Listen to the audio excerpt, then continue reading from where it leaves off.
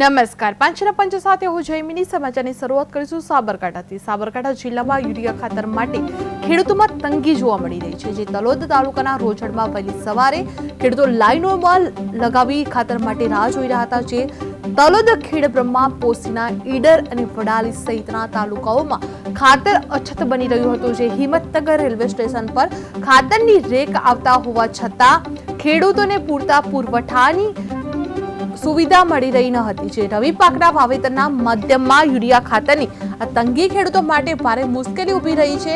જે બટાકા, ઘઉં, ચણા અને રાયડા સહિતના વિપુલ પાકોની વાવેતર વચ્ચે પુરુષ અને મહિલા ખેડૂતો બંને ખાતર માટે પરેશાન થઈ ચૂક્યા છે. જે તંત્રની ખાતર પુરવઠા બાબતની દાવા પોકળ હોવાનું દર્શાવે છે. જે સાબરકાંઠામાં યુરિયા ખાતર અછત જોવા મળી રહ્યું છે. તલોદમાં વહેલી સવારથી લાઈનો લગાવવામાં આવી હતી. જે ખેડૂતો માટે ખાતર માટે ભારે પરેશાની થઈ રહ્યા છે. જે પુરુષ અને મહિલાઓ બંને ખેડૂતો પરેશાન થઈ ચૂક્યા છે. રવિ પાકની વાવેતરમાં ખાતરના કારણે તંગી સર્જાઈ ગયેલી જોવા મળી રહી છે. જે રવિ પાકના વાવેતરના મધ્યમાં યુરિયા ખાતરની આ તંગી ખેડૂતો માટે ભારે મુશ્કેલી ઊભી કરી રહ્યા છે.